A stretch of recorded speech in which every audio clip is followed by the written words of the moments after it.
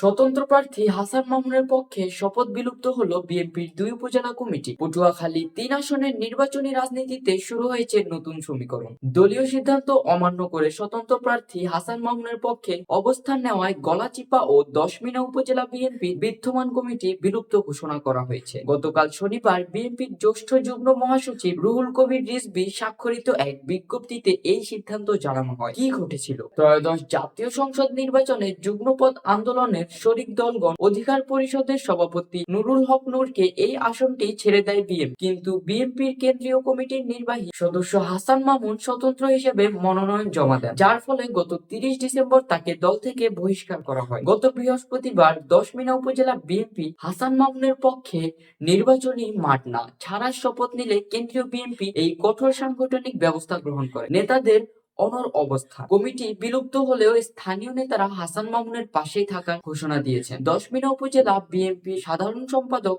শাহ আলম শানু বলেন, তারা হাসান মামুনের সঙ্গে আছেন এবং থাকবেন। অন্যদিকে গলাচিপা উপজেলা বিএনপির সাধারণ সম্পাদক আব্দুস সাত্তার হাওলাদার মন্তব্য করেন, ব্যক্তি ছাড়া দল অচল, আমরা হাসান মামুনের পক্ষে আছি। কমিটি বিলুপ্তির পর হাসান মামুন তার ফেসবুক এক পোস্টে নেতাকর্মীদের ধৈর্য ও ঐক্য বজায় রাখার আহ্বান জানিয়েছেন, তবে উল্লেখ করেন জনগণের বিজয় নিশ্চিত করতে তিনি সব ধরনের ত্যাগ স্বীকার প্রস্তুত আছেন। তবে জেলা বিএনপির সাধারণ সম্পাদক মুজিবুর রহমান টোটন জানিয়েছেন, হাসান মামুন এখন দলের কেউ নন এবং দল যাকে সমর্থন দেবে জেলা বিএনপি তার পক্ষে কাজ করবে।